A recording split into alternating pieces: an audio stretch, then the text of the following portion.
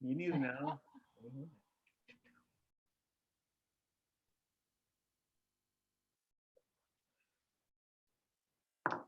All right, I'm just here. I'm ready to go. My phone's, you need me. Great. I think we are just about good to go.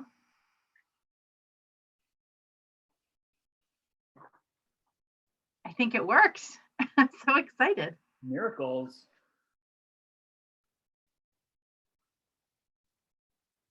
Great. All right. It looks like we are live and for real. Fantastic. Okay.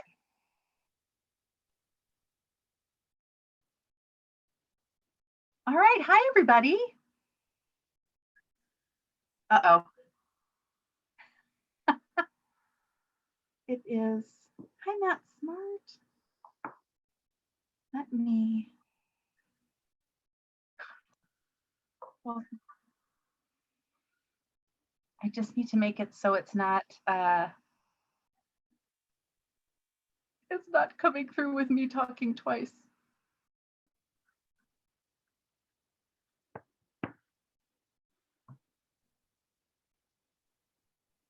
All right, I think we're still here. I think we're still here. Great. Okay, I think we figured it out.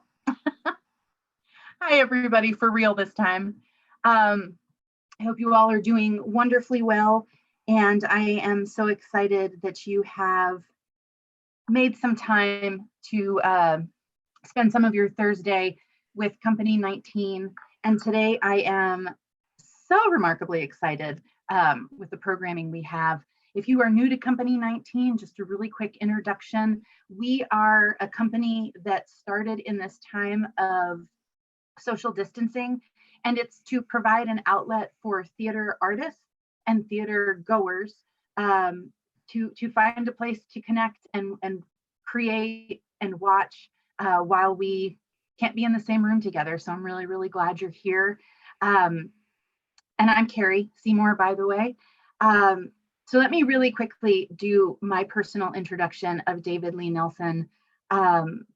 If you are here, you probably saw the link, so you got to read a little bit of his bio. But I have for quite some time had a lot of respect for David. I was aware of his online presence, just seeing him around and about on social media, and always finding him to be always interesting, always funny, and always heartfelt. And we knew a lot of the same really great people even before we got to know each other. I remember my husband saw his solo show that was performed at Center Stage in Greenville called The Elephant in My Closet, and he came home and raved about it and told me, like, you gotta see this guy work. Then I got lucky. I went up and got to see David's Place stages in Asheville. And then I saw it a few more times because I enjoyed it so much. And I was just so impressed with this person. I thought he was funny and personal and moving. And I really was so struck with his command of the art of solo performance, never making it feel like it was all his, but making it really feel like the event belonged to the room. And I just thought it was excellent and enviable because doing solo work is no joke. When he started blogging and sharing those blogs on social media, I was really taken by his writing. And when I found out that he was curating all of these blog posts into a book, I was really, really excited. Then, of course, along comes the coronavirus and social distancing, and I would see posts about an upcoming book launch event becoming a, well, we don't know when this is going to happen. And it just occurred to me that this might be a really fun way for people to enjoy David's work and hear some of his writing that's going to be in the book, and also have the opportunity to become aware of where to buy the book. And if you scroll down into the description of this video, there is a link that will take you right to David's website, and you can buy the book directly from him. So with that, that's enough of me. I'm so thrilled to have David Lee Nelson reading some excerpts from his book, Hope in the Time of Chemo. David, I'm going to turn it over to you. Thank you so much, Carrie, for that fantastic introduction. And thank you all for spending some of your, I think it's Thursday night, with me and with us. So before we get started here, I'll tell you a little bit about, like Carrie was saying, I was an actor for a long time. I got my master's degree in theater from the Alabama Shakespeare Festival. And upon graduation in 2002, I moved out to Los Angeles. And I don't know if you know this, but there are a lot of actors in Los Angeles. And I know that I get depressed if I don't work all the time. And so one day I said, I'm going to do stand-up comedy. It wasn't a sexy decision. I just knew it was something that if I did enough, I felt like I could get pretty good at it. And quickly, my ex-wife and I moved to New York City and, started in my stand-up career. And that was pretty good. I had a few claims to fame. I made, a portion of my living doing it, which is no small feat. I was roommates for a couple of years with Amy Schumer. Our careers have gone in slightly different directions. The last time she was in Greenville, she played the Bon Secours Theater downtown, and I am literally performing in my living room. But we aren't that good. I don't know her anymore. I joke that she is the one friend my ex-wife got in the divorce. So thanks a lot to all my other friends. So in 2016, I started. My wife and I, Jamie, moved to Atlanta, and I started doing stand-up comedy again.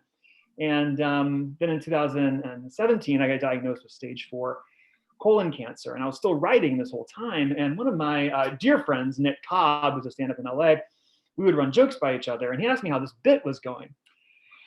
And I was like, dude, I don't know how the bit's going because I have cancer, and I'm sorry, I'm not going to Frank's Chuckle Hut on Tuesday nights for the open mic. And he was like, oh, well, it sucks. It's a pretty good bit. You should do something with it. Have you thought about writing a blog or something? And I was like, dude, blogs are for losers. And he was like, oh, that's funny because one of my friends just got a pilot from writing a blog. So then I was like, oh, well, blogs are amazing. So in 2017, at the start of my chemotherapy, I started writing a blog chronicling, my time with this, chronicling my new normal, I guess. And anyway, that blog has become a solo show, Stages, and it's also become my new book called Hope in the Time of Chemo, which is released on May 1st. You can pick up a copy of it now. We'll talk about that a little more later. But so tonight, I'm going to read you some excerpts from this blog that I've been keeping, and I hope you enjoy it. This first piece is called from June 26th, 2017. It is called Going to Walmart Sucks When You Have Cancer. Going to Walmart sucks when you have cancer. I find it horrible under normal circumstances, but being faced with my own mortality has made it doubly depressing. I was there yesterday because my girlfriend Jamie had to pick up a few things for work and wanted me there with her. The whole time I was rueing the fact that this is how I was spending what may or may not be my remaining time on Earth, at a Walmart. It raised an interesting question. What should I be doing during this time? Should I be doing anything I don't want to do?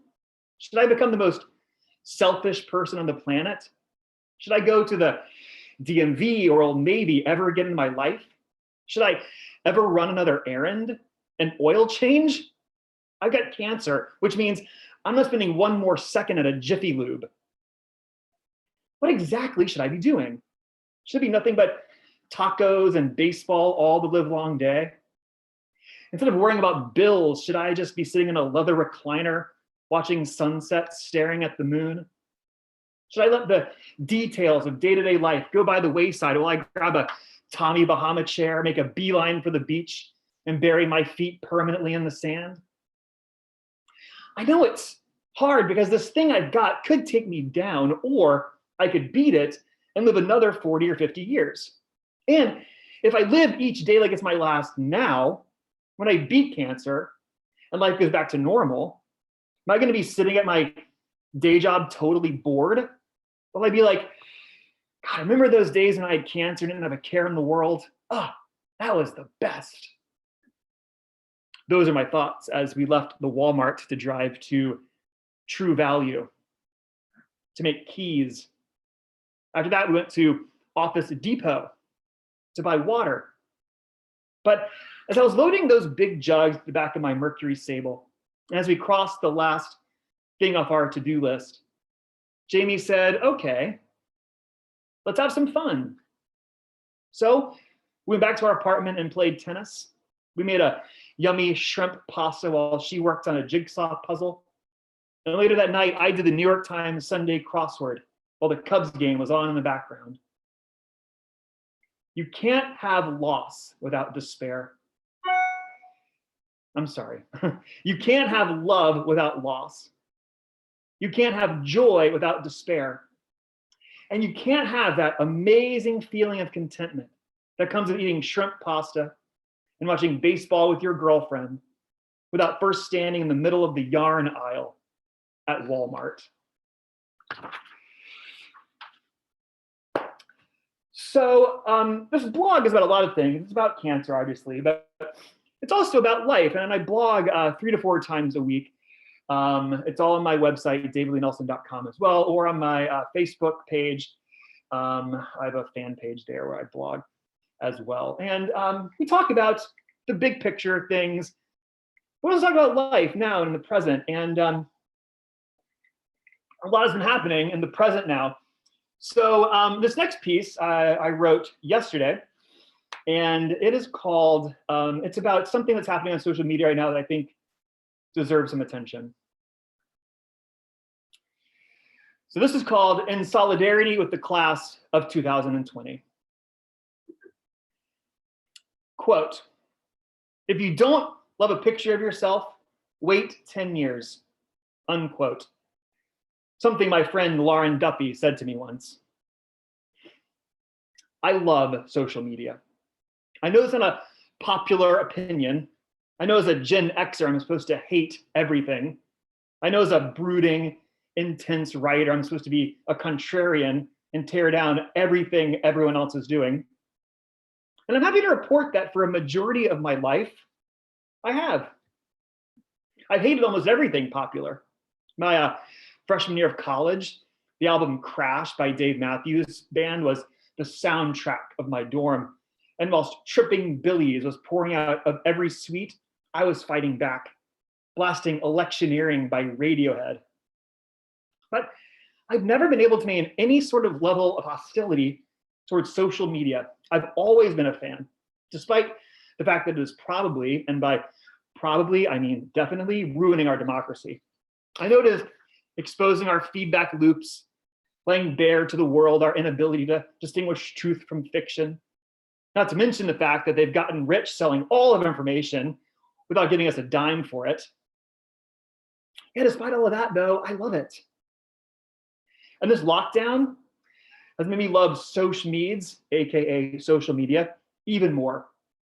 It's given me a way to hang out with everyone. And as an extreme extrovert, this has been a lifesaver. I've had IM conversations with people I haven't seen in years. I've stolen baking tips, recipe suggestions. I've watched you all come much better at plating. And I'm not saying that the negativity outweighs the positive, but I am suggesting that the positive is there. I mean, without Facebook, would any of us have watched Tiger King and then watched Joel McHale interview Tiger King celebrities? I think not. It also gives me a way to make fun of people. And don't get me wrong, I love being positive. I love building people up, but I also love tearing people down.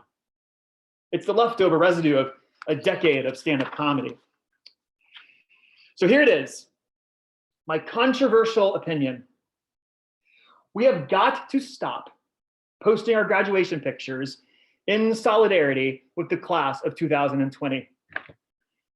Number one, how is this solidarity? Chances are the people aren't going to graduate. It's like saying, oh, I am so sorry you didn't get to have a birthday party. You know what make you feel better? Pictures of my amazing birthday party. I got a ton of cash, a trip to Steak and Ale. Like if someone had a trip to Cancun cancel, would you show them pictures of your trip to Cancun? How would that make them feel any better? Number two, I teach high school. None of these class of 2020 seniors are on Facebook.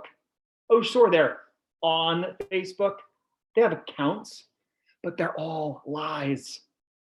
It's just so they can trick their families into thinking that they're good kids. The class of 2020 is on social media sites people on Facebook can't even fathom. We don't want to be on TikTok. We do not want to know about spam, Finsta accounts. And you can thank your lucky stars that you have no idea what Kik was. Trust me on that. Number three, we all need to admit that posting your graduation pictures is not some altruistic act. Stop acting like Mother Teresa of Calcutta out here in these streets, and just admit that you want the world to see how hot you were at 17. I'd rather you be honest and say, screw you, class of 2020, we were young ones too. Because we were all hot and young a long time ago. You've shared the pictures to prove it.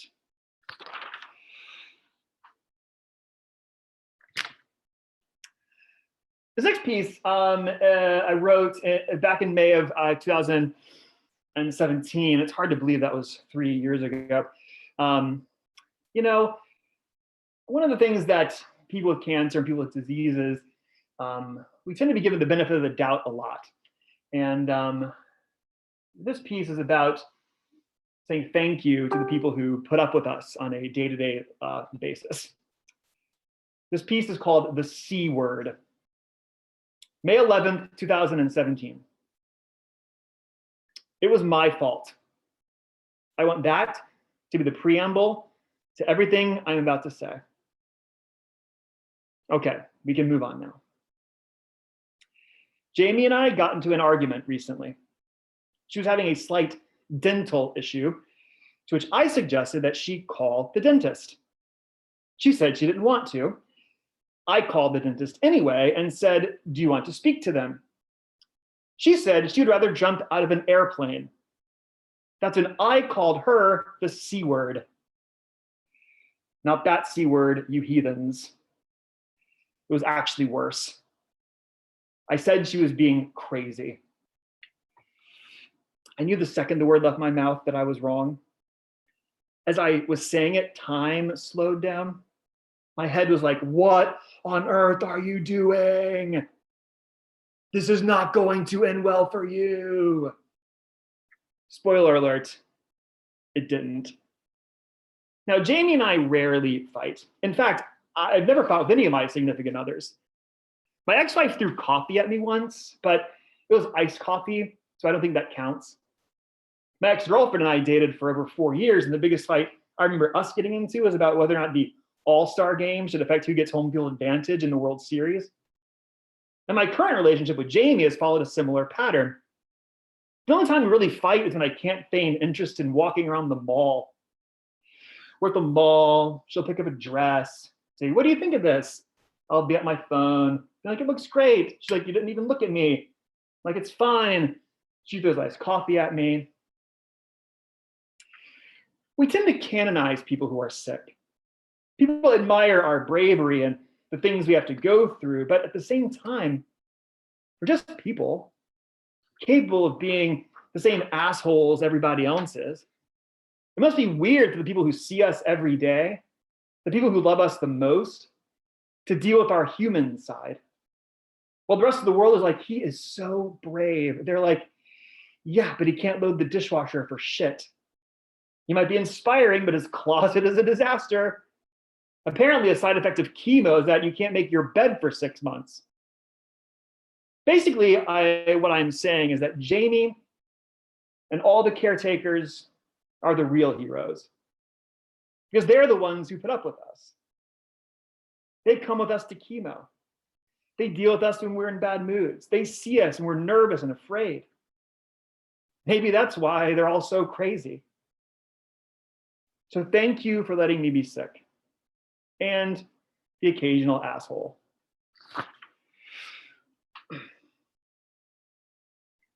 Pull a Mark Rubio here. So there are a lot of side effects to cancer treatment, some big, some small. And this next piece is about fear of one of the big side effects of chemotherapy. This is called the disastrous haircut of 1995. It was December 1994, the night of the Wade Hampton High School Winter Choral Concert, and I was running late, as usual. Now, for the first 16 years of my life, pretty much every day without fail, I woke up, I showered, I brushed my hair to the side, got everything perfectly in place. But on this night, in December of 1994, I was rushing around like a crazy person trying to get to the concert on time. I hopped out of the shower, threw on my tuxedo, grabbed my cummerbund, and out the door I ran. I was halfway there when I realized that I'd forgotten to brush my hair. Now, normally this would not have been that big a deal, but when I didn't brush my hair, it got curly, like really curly. And here I was about to go sing in front of 60 of my classmates in front of the whole school, and shit, it is too late, turn around now, and there's nothing I can do to fix this problem, and everyone at Wade Hampton is going to think I just got a fucking perm. I was convinced this is the end of my social life. I thought about faking a flat tire, but if there is one guiding conviction in my life, it is that the show must go on.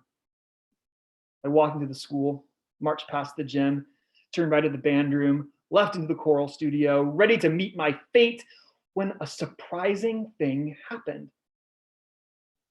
Girls seemed to like it. They're like, Davey, your hair's so curly. Can I touch your hair? That's natural. I am so jealous. That was 25 years ago. I haven't owned a hairbrush since. One of the girls that was all of a sudden talking to me was, without a doubt, one of the 3 most attractive girls at the school. I couldn't believe it. And it wasn't just that night. My friend had a birthday party a few weeks later, and there she was, talking to me in my curly hair again. We started hanging out. I would go to her house in Edwards Forest. We would go to Barnes and Noble. We went and saw Forrest Gump at the Dollar Movies. I was trying to work up the nerve to kiss her, but it was taking a long time because A, I was terrified, and B, I was still convinced this wasn't actually happening. Now, by this point, my hair had gotten a little longer, and it was time for a haircut. But I was dealing with a new paradigm. My hair was now curly, and it was going to be a cold day in hell before I started parting on the side like this. I had to go to a new place.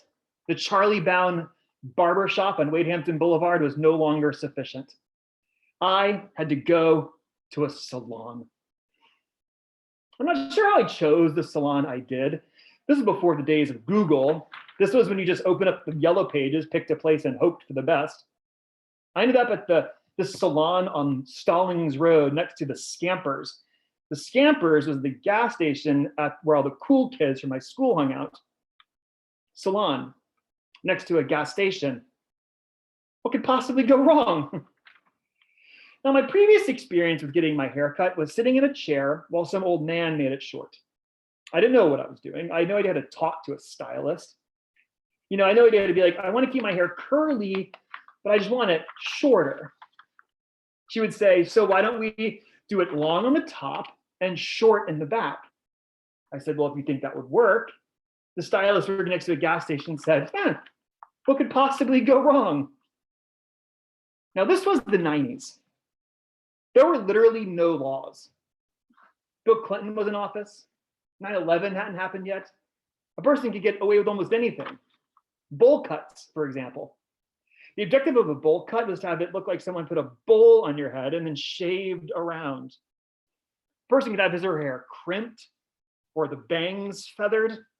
The one thing, though, a person could not get away with was whatever this woman did to me. How to describe it? Picture a triangle, only upside down. That is what my hair looked like. It was long on the top, all right, and incredibly wide.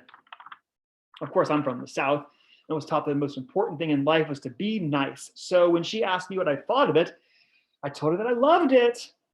Then I got up from the chair and the music from a Charlie Brown Christmas movie started playing. My confidence was shot.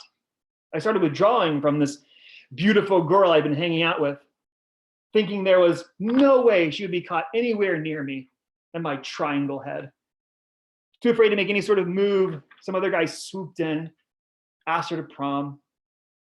My spring semester of glory turned into my spring semester of trying to get away with wearing hats. I mention this because last night in the shower, I noticed that some of my hair started falling out. For the first time in my life, it's one of the possible side effects of the chemotherapy, but one I thought I was going to avoid. This morning, I thought about the horrible haircut back in high school and the fact that I guarantee you no one in the world remembers a single thing about it. No one cared. The girl didn't care, my parents didn't care, just me and my ego telling me that I wasn't good enough. So I'll monitor things for the next few weeks. If it keeps falling out, I'm going to do my best impression of the 90s and try not to care. And who knows, I was so distraught over my hair turning curly the night of the Winter Choral concert in 1994, and that turned out amazing. Maybe this will be the best thing in the world as well. You'll be happy to know that my hair did not, in fact, fall out. It stopped growing a little bit during chemo, but look, I'm good to go. I'm good to go here. Okay, so yeah, so all the things we read so far, not all the things, but I think most of them are excerpts from the book. And thank you. I saw a couple of people have bought some books already. I've been reading, so thank you so much. Again, you can go to davidleenelson.com, Hope in the Time of Chemo, to pre-order. May 1st is the day that's coming out, and so look for those books the first week of May. $25 a copy, and that includes the shipping. So yeah, and like I said, I think the book is really great for if you have friends who are going through chemo or you yourself. They're really easily digestible pieces that give a front row look at this insane thing that way too many people have to go through. So this next piece is actually not in the book. It's not a fun experience I had about 10 years ago in New York City. This next piece is called Spa Castle, Part 1. A while back, my friend Amy had her 30th birthday party at a place called the Spa Castle. The Spa Castle is a Korean day spa way out in Queens. And by way out, I mean way the F out. You take the 7 train all the way to the end, then you walk 10 blocks to a parking lot where a white van picks you up, drives you to Connecticut, circles through Massachusetts before finally getting back to Queens and dropping you off at Spa Castle. Upon arrival at Spa Castle, you were handed blue shorts and a matching shirt. Then they give you a bracelet with a barcode, and that's how you pay for things. Between the outfit and the bracelet, it was hard to tell if I was at a spa or an insane asylum. Spa Castle has 3 floors. The top floor is a sushi restaurant with a heated outdoor pool. The second floor is like a food court at the mall. They have frozen yogurt places and salad bars. The second floor also has Sauna Valley. Sauna Valley, like it sounds, is a valley of different types of saunas. But for the first 30 years of my life, I thought there was one type of sauna, that wooden relaxation room, part torture device. Every time I'm in a sauna, I spend half the time enjoying myself and half the time wondering if someone's going to walk in and murder me, praying some sadistic asshole doesn't come lock me in and watch me burn to death. Well, it turns out that wooden paneled mouth of hells are not the only type of sauna, because Sauna Valley had 8 of them. There was the gold sauna with plates made of actual gold. There was soil sauna, complete with dirt and herbs. There was jade sauna with calcium and magnesium for healthy teeth and bones. Next was the color therapy sauna, for those who wanted to sweat with the ambience of an 80s movie. Next to that was the Himalayan salt sauna, if you wanted to feel like a piece of cured salmon. And then there was the infrared sauna, if skin cancer was your bag. That was followed by the far infrared zone, if you really wanted to get whacked out of your mind. And finally, there was the ice sauna, for getting your body temperature back below 120 degrees. Then there was the first floor. That had the entrance, the changing area, and the baths. The baths is an area with steam rooms, wet saunas, and whirlpools. The only catch to the baths is that when you enter them, you have to be completely and totally naked. So at about 10 a.m., after coffee and breakfast in our apartment in Brooklyn, my friend Adam and I walked to the G train and began our trip to the spa castle. I don't remember exactly when, but it was somewhere between the first and second hour on the 7 train that Adam and I both decided that we were not going to do the baths. By that point, Adam and I had been friends for 15 years, and we had never seen each other without clothes. It was a streak neither of us wanted to see end. We would enjoy the heated pool of the upper deck. We would partake in the wonders of Sauna Valley, but then leave the baths to those who are freer with their bodies. We got off the 7 train, made our way to the parking lot, and hopped on the shuttle. After it felt like an eternity, we were dropped off in front of the spa castle. We paid our entrance fee. They handed us our blue shorts, snapped the bracelets around our wrists, gave us codes to our lockers, and pointed the way to the changing room. The changing room is connected to the baths, and people of various levels of undress were meandering about. As we made our way to our lockers, we were greeted, much to our surprise, by our friend Amy's husband, who was completely and totally 100% naked. He waved to us and asked about our ride to Spa Castle. Long, I said. The ride was very long. Yeah, it took us forever too, he replied, oblivious to the fact that his dick was hanging in the breeze. Put your stuff away, we'll see you in there. Yeah, we'll see you in there, I said as he turned around and walked to the baths. A gauntlet had been thrown. If Amy's husband was confident enough to go into the baths, what were Adam and I going to do? Say no, that's okay, we'll meet you in Sauna Valley? We had no choice. We had to go to the baths. Now our lockers were right next to each other, and while the streak was about to be broken, it wasn't going to be broken standing side by side. You go first, I said as I headed to the restroom, and after 5 minutes, I walked out and got the backside of Adam walking into the baths. I stood in front of my locker. Now, it's not that I have a problem with my body. My first professional theater job was at an outdoor drama in North Carolina. We lived in dorms with communal showers. My junior year of college, I played Pryor in Angels in America, and I had to do a full frontal nudity scene. As given the option, I'd rather wear clothes. Also, I didn't really understand the must be naked for the baths policy. We'd all brought our swim trunks for the 3rd floor pool. Why can't we just wear them? I've been in steam rooms, hot tubs with my swim trunks many a time, and always thoroughly enjoyed the experience. But this was Spa Castle. They play by their own rules. And now my 2 friends are in there naked, waiting for me to join them. I set down my bag, I opened my locker. It was December, so there were a lot of clothes to take off. There was my coat, my sweater, the t-shirt I was wearing underneath. There were my shoes and socks, my belt. Not sure I took off my entire belt, but I was nervous and not thinking straight. I set off my blue jeans and was left standing there in my boxer briefs. Now, during this time of undressing, I was alone in the hall of lockers.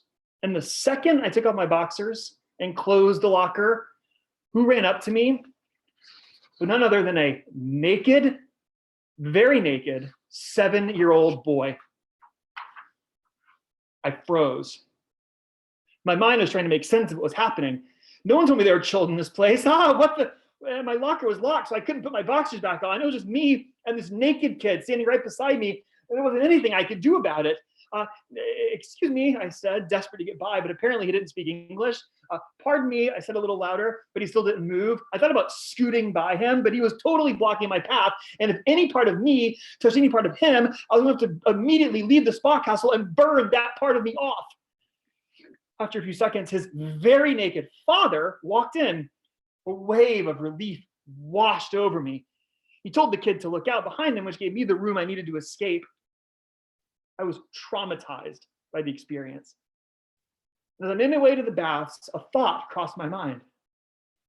I realized that I might be the first person in the history of the world to be alone, naked, with a 7-year-old boy, and be relieved that his father showed up. Spa Castle, Part 2. I squinted when I got to the baths and looked around for my friends. I left my glasses in my locker, and I'm basically blind without them. I barely made out 2 people waving in my direction and went to join them. We laughed about my close encounter with a child in the locker room. We joked about having no idea what part of Queens we were in. And when the lack of sight helped me get over any lingering self-consciousness. It was almost time for us to join the girls in Sauna Valley, but before we did, we decided to step into the steam room. This room was at least 1,000 degrees. After 5 minutes of my starting to sweat, it started to become a little much for me. So I excused myself and opened the door as wafts of steam trailed behind me. There was a shower head right next to the steam room, and I turned it on, and water came out, was ice cold. I turned it on, and every inch of my body shriveled. And when I say every inch, I mean every inch. In order to warm up, I stepped into the pool right beside me. Now, I don't know if it was that my pores had melted in the steam room. I don't know if it was because the sub-zero water turned my body into a prune, but for some reason, the water in that pool felt perfect, like genuine perfection. I can tell where I ended and the water began. Every ounce of tension left me. For the first time, I understood what this must be naked for the baths policy was about. Who would want any fabric blocking any part of me from this water? I was alone in the middle of the pool, so grateful that my friend had suggested this place. I was calm. I was peaceful. I was content. My friends walked out of the steam room. You guys should get in here immediately. Dude, Adam replied. That was weird because he's not the kind of guy who usually says, dude. Seriously, I implored, this water is amazing. Dude, you're in the kids' pool. What? He pointed to a sign behind me, and I turned and looked without my glasses. The letters looked like one big blob. So I swam over and got about a foot from the sign, and I read the words children's pool. I jumped out as soon as humanly possible. I made a line to the wall lockers, dried myself off, put on the blue shirt and shorts, and spent the next hour in the infrared sauna, praying the rays would melt the memory from my mind. We spent the rest of the day at Spa Castle. We had a good time, but I was jumpy, to say the least. When it was time to leave, I grabbed my clothes from the locker and went to the bathroom stall to change. Adam asked where I was going, and I said, I cannot have another kid see me naked, man. I just cannot have another kid see me naked.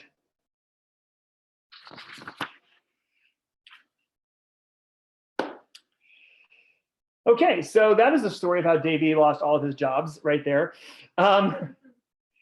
So we're going to skip ahead in time a little bit. My first round of chemotherapy went from April 2017 to September 2017. And I had a clear scan in February of 2018, had some recurrence of June of 2018. Anyway, long story short, like most people, I've had surgery, I've had chemotherapy, and I've also had radiation. And I started radiation last year, a year ago, March 12th. This vlog is from. So radiation is a very interesting experience, and these next few vlogs are about my time in radiation. First piece is March 12th, 2019. I had my first out-of-body experience as a 9-year-old boy. It happened at Bob Jones University. Bob Jones University, for those who don't know, is a Christian college about 10 minutes from my parents' house. We were there on a field trip. We were there to go to the planetarium. I'd never been to a planetarium before, and it was one of the most thrilling experiences of my life. My class walked in single file into a dimly lit room. Some trippy space age music was playing. It was like I was inside an episode of Echoes on NPR.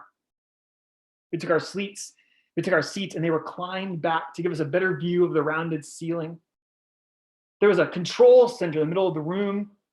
There was a person sitting behind a microphone who was going to lead us on this journey into space. When we all settled, the lights started to dim, went from light to dusk to dark, then to that dark blue that lasts for the briefest of moments until finally the sun has made its exit for the day. Then it turned to black. And not like a normal black, it was alive, vibrant. The sky started to move, and all of a sudden, I wasn't a body anymore. I was simply a brain going on a tour of the galaxy.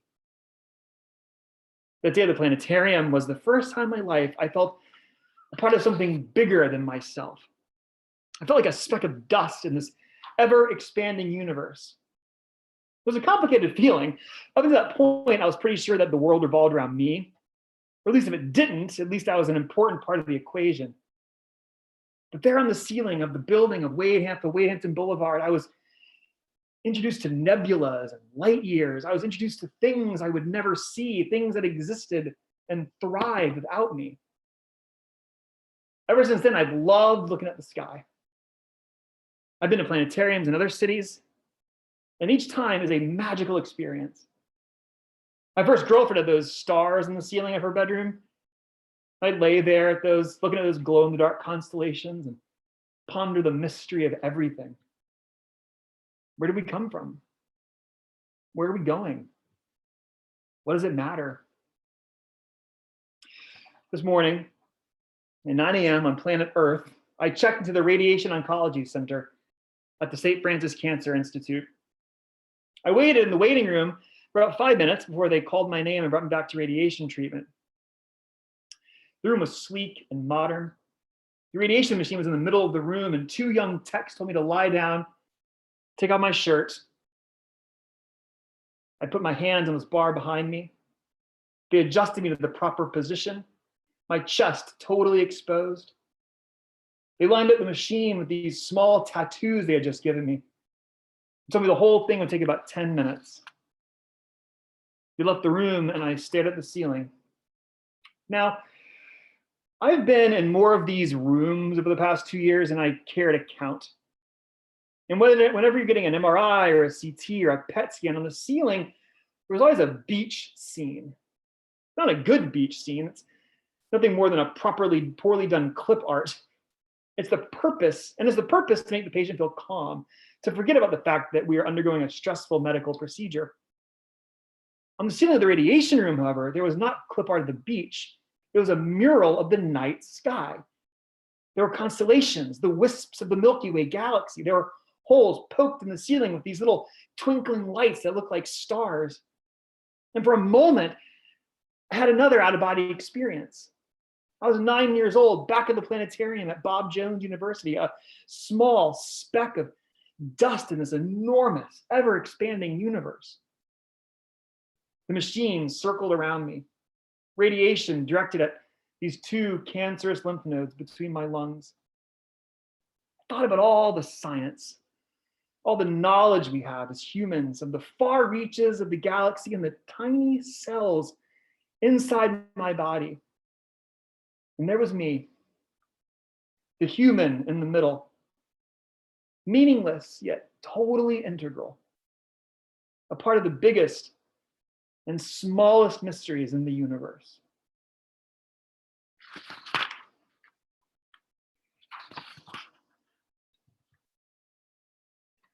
Radiation happens every day at the same time. Some people are on it for weeks. Some people are on it for 6 or 7 days. Mine is scheduled for 3 weeks. There are two other people who have appointments at around the same time. The first day we just smiled at each other and stared at Good Morning America. But now it's like we're old friends. One of the people is an older African-American gentleman who was recently diagnosed with bladder cancer. He comes in with his daughter, or maybe it's his wife, to tell you the truth. I'm not really sure. And that's one question you can't really ask. This morning we were talking and I asked him what he had done for a living, and retired military, he said. Oh, what branch? I asked him. There's only one branch, he replied, and started laughing. I laughed along and for a moment wondered if I was insane. I've got nothing against the Air Force or the Marines, he continued, but I was in the Army for 21 years. And then went on to tell me about his life living in Germany and Japan. I asked him if he enjoyed it, and he said, they were the best years of my life, I suppose. I really, really like his daughter. Or his wife. Yeah, literally, I have no idea. She's the one who started these conversations by commentating on one of the Good Morning America stories. It was about the celebrity college scandal that was just happened, and she blurted out, "That's not right," and I knew I loved her instantly. As luck would have it, the next story was about the rise of colon cancer in young people. That's what I have, I said. You got that? She replied. That's impossible. You're just a teeny bopper. She said teeny bopper. Maybe it's his wife after all.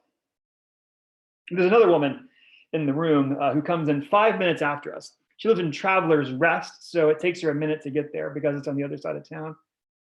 Since she drives her car clear across town, she gives us a daily update on the gas prices in different parts of the city. The price of gas is an extremely fertile area for small talk. You get to show off your local knowledge at the same time dipping your toes with the water of global politics. Gas had recently shot up 10 cents a gallon. That was something in which we all had opinions. The woman from Traveler's Rest was a middle school teacher and had retired 4 years ago. She was near Furman. When I told her I was teaching at Furman, her face lit up. Ever since then, she's been asking if I know this person or that. And we haven't hit on one yet, but maybe one day we will. I don't know what type of cancer she has. These are my mornings now.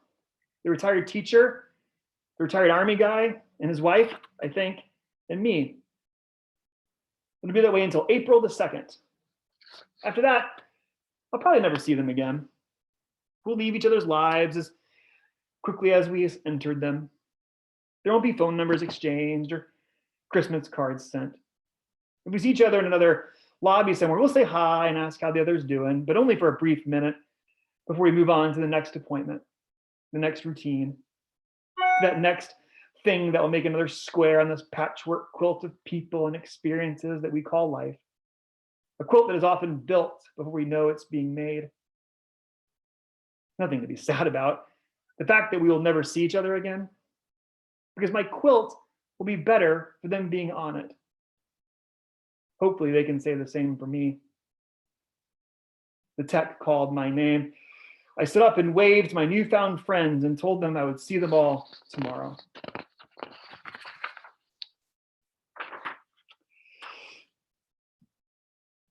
Radiation part 3. It's amazing how little we know about the people we see every day. One of my favorite feelings is when an assumption I've made, a story that I've told myself gets blown to pieces. Because the truth is usually much, much more interesting and nuanced and complex. Basically, during the course of my radiation, I've been seeing the same 3 people every morning for the past 2 weeks. There's me, there's the ex-teacher from Traveler's Rest, there's the Army guy, and then there is this woman who brings him. I originally thought it was his daughter, but the daughter theory had a wrench thrown in it when she called me a teeny bopper. So for the next week, I'd settled on the fact this woman was the ex-Army guy's wife. And he proceeded to create an entire backstory in my head for the 2 of them, because that's what I do. Then Friday happened. I usually go in first, but last Friday, the ex-Army guy was already in there when I arrived. So I started chatting with his wife, or so I thought. She was telling me about an appointment she had made to have her eyes checked. The glare from the lights was making driving at night difficult. It didn't bother her usually because she never goes out at night. I'm 65 years old. Where do I need to be at night? I asked her if she was still working, and she said that she was a retired postal worker. I worked there a long time. When people say going postal, I know what they were talking about. She laughed, and I made a note to be extra nice to my mailman. Then she mentioned that her husband had been a truck driver. Oh, I thought he was in the army, I asked. Oh, he's not my husband, she replied. My husband died, dropped dead from a heart attack after he got to work one day last September. The ex-teacher and I apologized for her loss. The ex-postal worker smiled and said nothing. So if he wasn't her father and not her husband, what were they? Turns out they had known each other for a while, and after his wife died, the ex-army guy told the ex-post office worker that if he ever got sick, he would need her to take care of him. She said okay, thinking he was just running off at the mouth, until it is this past December when he got diagnosed with bladder cancer and he gave her a call. She was true to her word, and she's been taking him to appointments ever since. I imagine it's hard enough to be a caregiver to a husband or a wife or a mother or a father, but to do it for someone you owe nothing to get up at 6 a.m. to help someone into the car, to drive across town, even though the lights hurt the eyes, to wheel him in, to wait in the lobbies and the waiting rooms. And let me tell you, there's one thing about cancer, there's a lot of waiting. To do all that with no responsibility to the other person other than the fact that you've been asked. It's a beautiful act of service. One that makes me hope there is a heaven, so a person like that can be rewarded. The ex-army guy slowly walked out of the radiation room. The ex-postal worker told us to have a good weekend. They called in the ex-teacher and I was alone in the waiting room. I sat there, happily surrounded by the pieces of my shattered assumptions.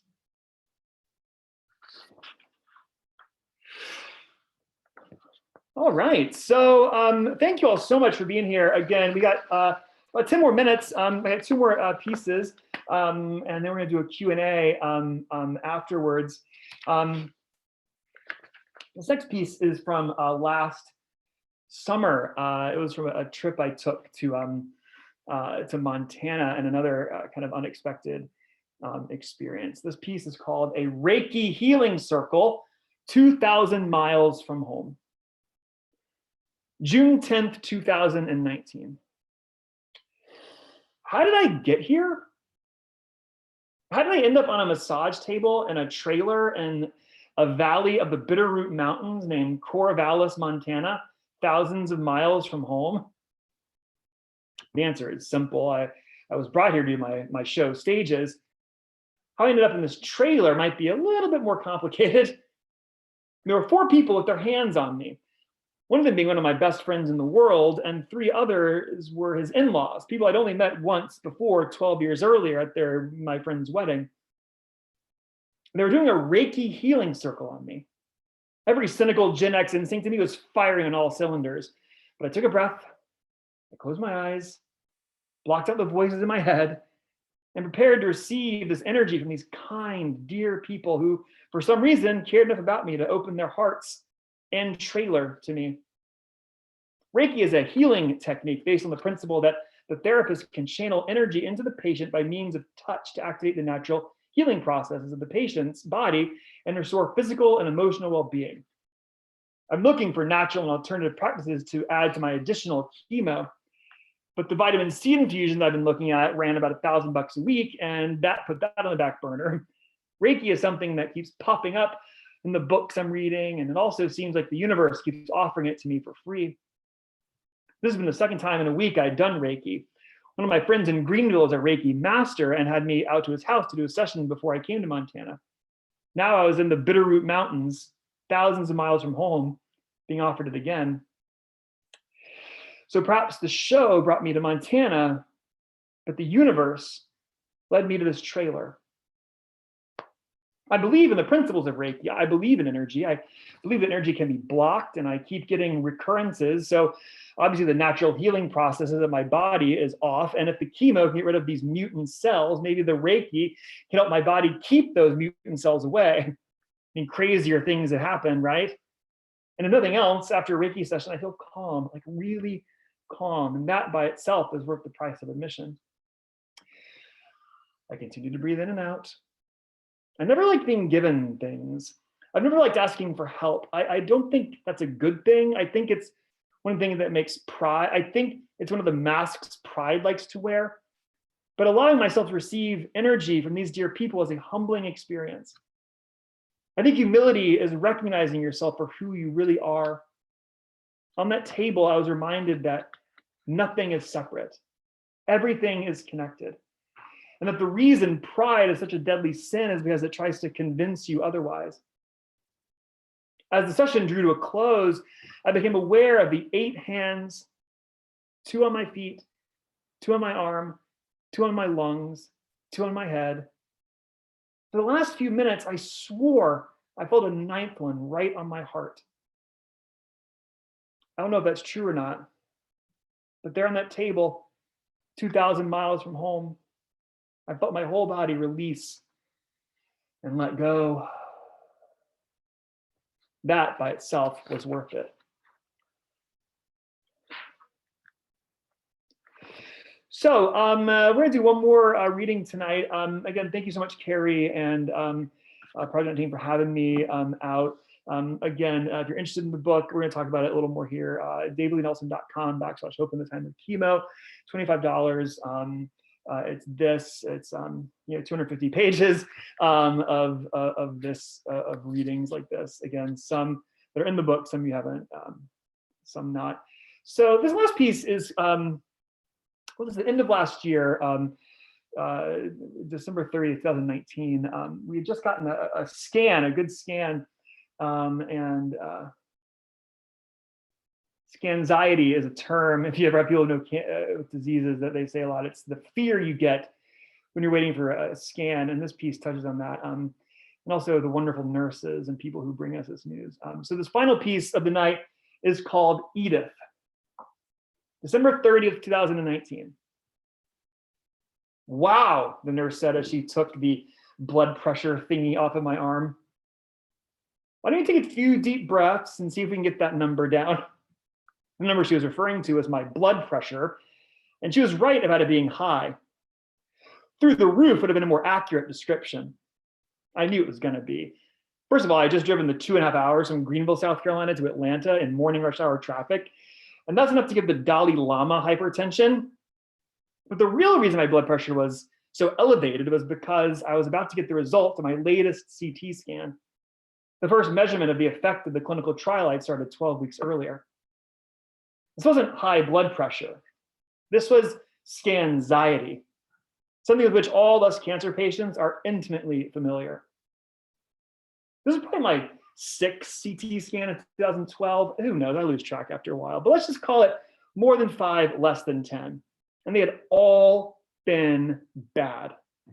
From the innocent looking interstitial edema at the bottom of my lungs in January, to the growth of my left lobe, to the bone spots in my spine of 2019.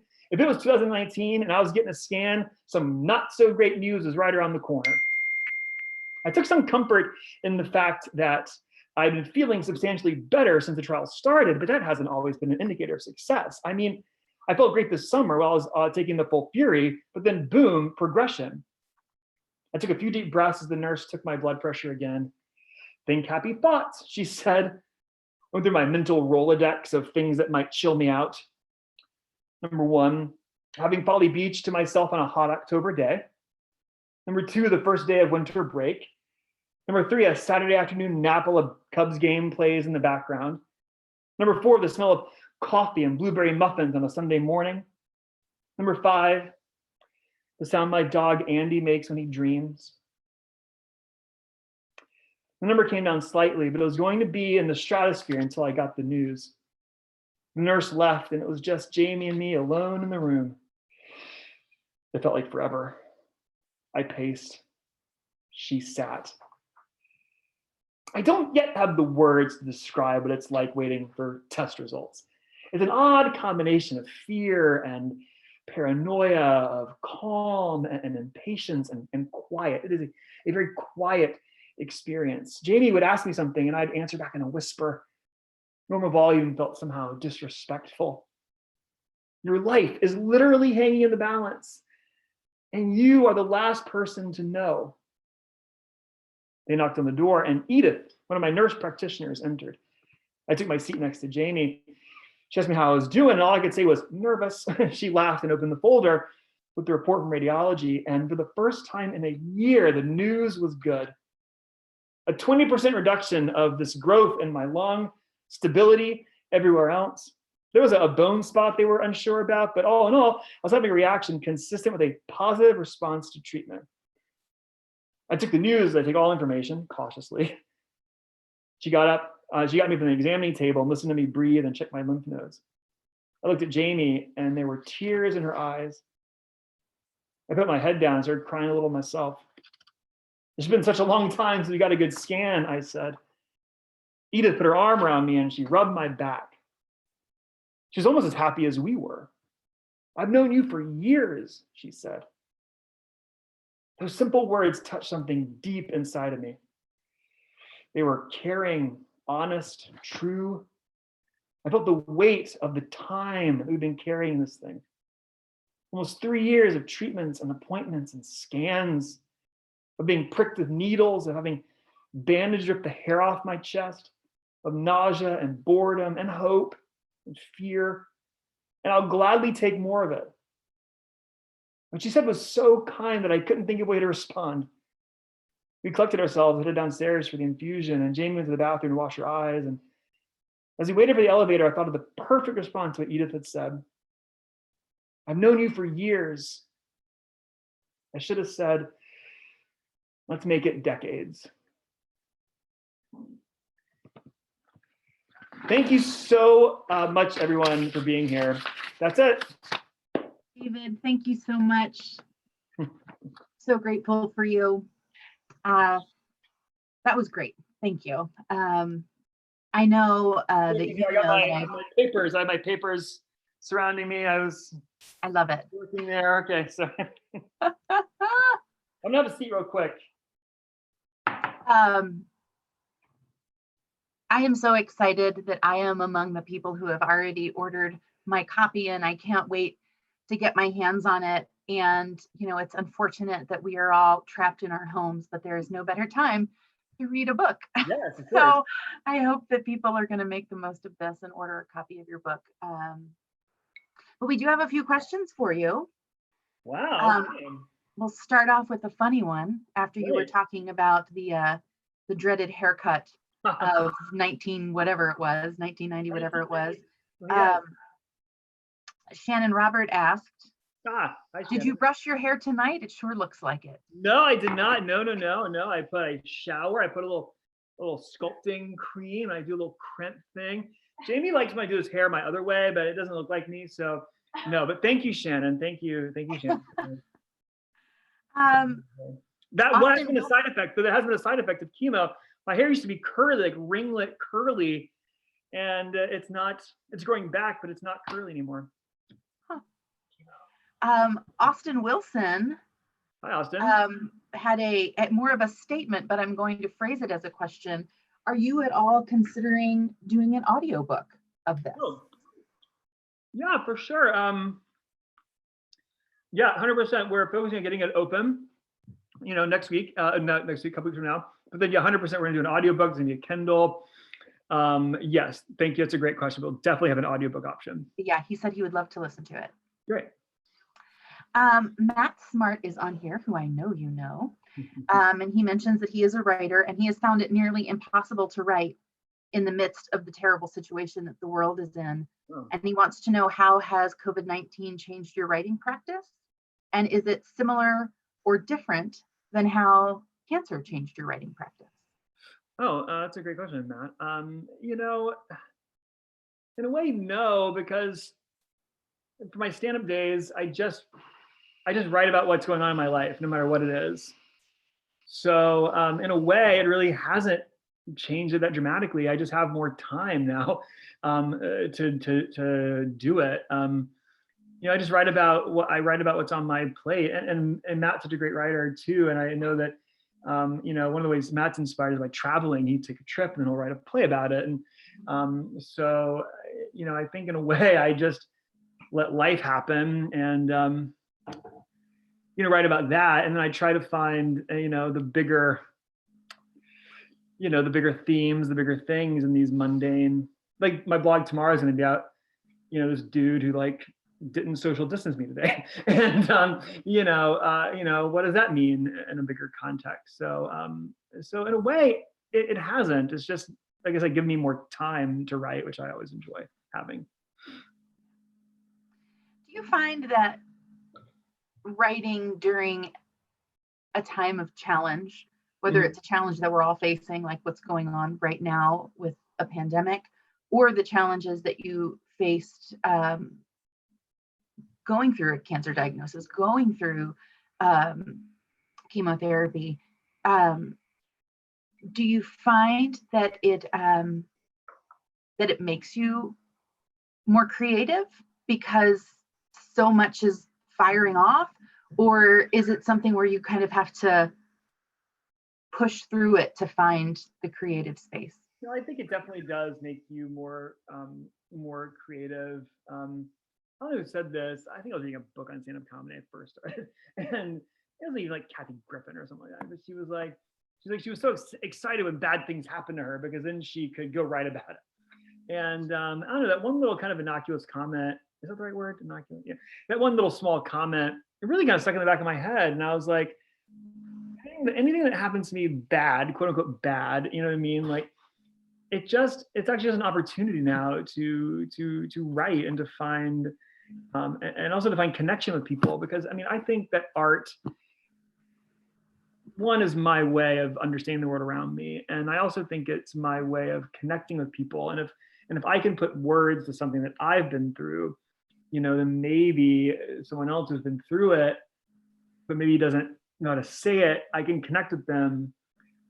So in a way, I think, yes, unfortunately, having things that are scary to write about is a huge boost to the creative process. Speaking of potentially having bad things to write about, Matt Smart did add one more question, asking, how has being a Cubs fan been an asset and or a liability during your cancer fight? Well, Matt is so Matt and I are huge Cubs fans, and I text him. You know that scene from Brokeback Mountain when Jake Gyllenhaal goes to Mexico, I feel like I'm like a little deeper, Cubs. I'm a little darker Cubs fan than Matt. I get deep in there. Like I'll be online. It's like 2 a.m. after a loss, like commiserating with like, Cubby Bear 7923. He has like 4 Twitter followers. I have like 9. We're like, and Matt's like, dude, you're going dark. But I love having something that I love, like a baseball team. I know you're a big Clemson fan, but it's so incredible that you love. That means nothing on the grand. It's a very safe place to put love and disappointment, and also, I just find baseball so thrilling and so painful, and so yeah, it does give me something to think about and write about, but Jamie is not missing the fact that baseball isn't happening right now. I get a chance to watch more reality TV, like The Circle or this new Bachelor show about the music. Eliana Lazara Yeah. has a question for you, and she wanted to know, how is writing for your blog or your book different than writing for the stage, because you've written a sizable catalog for the stage, particularly solo work. Yeah, thank you. Yeah, I mean, that's a fantastic question. Yeah, I think they're so different. I mean, they're so different. A blog, and Adam Knight and I, who we created all our solo shows together. This is something that we noticed with stages specifically. A blog is about one thing, right? It wants to set up a question. It wants to answer it. At least that's what I do. I mean, that's what all blogs are. That's what my blog is. And but a play, right? A play also wants to answer one question, and it wants to have one. And so with a blog, I basically set up tension and resolve that tension every 3 pages, let's say. So, and with the reading like this, I set up a question, I resolve it. with a play, it's one thing. So what I do when you have to untie the knot. And so you have to then stretch that tension over the course of an hour and 15 minutes over the course of 45 pages, as opposed to 3 pages. So that's really the thing. The thing is, how do you expand the tension, and how do you not answer the questions until the end of the play when it's time to answer them? So this is a question that I had for you. I don't know if you've ever read the book Bird by Bird by Anne Lamott. No, it's a good. It's a great book. You're like, no. And after everyone has enjoyed your book, then they can worry about getting that other book. Yeah. First things first, they're going to get your book. Yeah. But I read her book, and it's Bird by Bird. I think the subtitle is like Thoughts on Writing in Life. Yeah. And I read it Mm-hmm. because I was a journalism major when I was an undergrad, and writing meant a lot to me. Of course, now I'm an actor. But when I read it the second time as an actor, I was like, oh my God, this is a book about acting, even though it was a book about writing. So I was curious, as someone like yourself who writes and is an actor, how do you, because I know a lot of my acting students are actually going to watch this or are watching this. So how do you find that acting and writing are similar? And do you find one more vulnerable than the other? Yes. Yes. And it all changes. I find the most vulnerable thing for me that I can do is write a play for other people. Because as a writer and an actor, I know how I want something to sound. So to write something, a play, and I've written 4 plays that I call multi-character, non-solo plays. And to turn that over and then watch them interpret it, it's thrilling and horrifying. So that to me is the most vulnerable thing I can do. And then after that, it gets a little easier. I mean, I find that, as a stand-up comic, I was, and like I said, I think I was a pretty good stand-up comic. I don't think I was a great stand-up comic because it was the laughter, right? I feel like I'm a funnier writer, and I don't have to have people laughing I think I'm funnier, I don't have to have people laughing every 10 seconds. So I think writing, when I'm writing my blogs, I don't have any fear. I don't know why. I have no fear with them. And then when I'm writing solo plays for myself, that to me is very empowering. But it's taken me, I've been performing since I was 5 years old, and it's taken me, my whole life to get to the point where we're writing my solo shows, I'm not afraid, I'm excited. And again, I think it's because of, I know how I need it to sound. And also, I have a collaborator. I have several collaborators, Lauren Duffy, my lighting designer, and then Adam Knight, my director and co-creator. And, so having people that I trust, having brilliant people that I trust, is so empowering and thrilling. So if any of your students are listening to this, my note is always get someone you collaborate with, get people you collaborate with. First off, it's fun, and you're gonna have better times because there's nothing more fun than hanging out with theater people. But it just makes such a difference in your work. So that's my big thing. Awesome. Austin Wilson asked, are there any ways that someone who is interested can read your other plays? Sure. Just if anyone wants to, you can email me through my website here at dailywilson.com. There's a website, and I'm happy to I'm happy to make that happen. Great. And I have one more question. I was just curious. I don't know if it made the reading tonight, but what has been your most well-received or most commented on, most shared blog entry? If you know offhand. Yeah, a lot of the ones obviously about test results, people love those, and but also my I'm gonna put Jamie on the spot. I'm gonna put her on the spot. It's happening. Hi. We love you, Jamie. Hi, Jamie. Hi.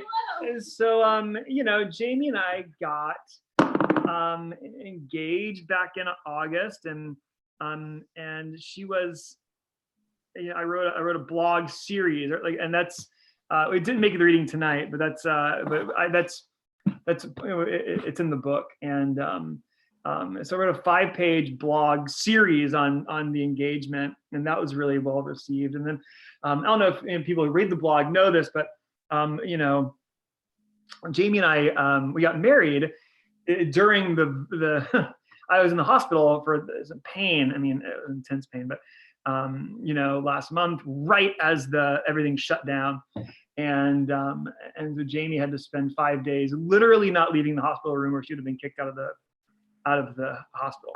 And we were gonna have to cancel our wedding because we were planning on getting married, eloping, or going to the city hall on the 20th. So the nurses at St. Francis Cancer Center threw us a wedding, a lockdown wedding. We got married in front of a room full of strangers. And we and I wrote a blog about it, and that was really well received. And I have my wedding ring on here. It's her grandfather's. He was a DJ in Savannah called Bruce the Moose. Yes. And anyway, I have his. But the thing is, we it's not quite the right size, so I have. So if you look on the back, there's super glue. It's not super glue. It's hot glue. Sorry, so I can wear it until we get it sized. But Jamie, and this is the last thing I'll shut up. A big part of the book, and a big part of Stages, Jamie and the caretakers and people who live with us, they're such magical humans. And my life would be so different if I didn't have a partner who made my life amazing and normal during this whole process. So anything with Jamie, I feel like I connect to really well, and other people do too. And yeah, if you know someone who is taking care of someone going through anything, it doesn't be cancer, but thank them. Those are really special human beings. Absolutely. Yeah, big congratulations on your wedding, and just lucky you for finding such a beautiful human as Jamie to be your partner in this. And she didn't make it out of the deal too bad off either. You both are really wonderful people. Thank you. Yeah. Just so grateful for you being a part of this. Everyone, just remember, in the description of this event, right under the video, is the link where you can buy David's book. And since you have this opportunity to buy David's book, one thing that I'm not doing this week is having a Theater of the Week, but we will be back with a Theater of the Week next week. So if you want to, get your donation ready, whatever you can, for next week, Center Stage Theater in Greenville, South Carolina will be our Theater of the Week next week, and we'll be writing more about them as the week progresses and we get close to next Thursday. But for today, we would love to see you buy a copy of David's book. What a fantastic time, Carrie. Thank you so much. This was a really wonderful way to spend an evening. Thank you so much for asking. And I'm so grateful for you. People watching, it's amazing. Yeah, it's been really, really fun. So everyone, this link will be up on YouTube, forever, because that's how the internet works.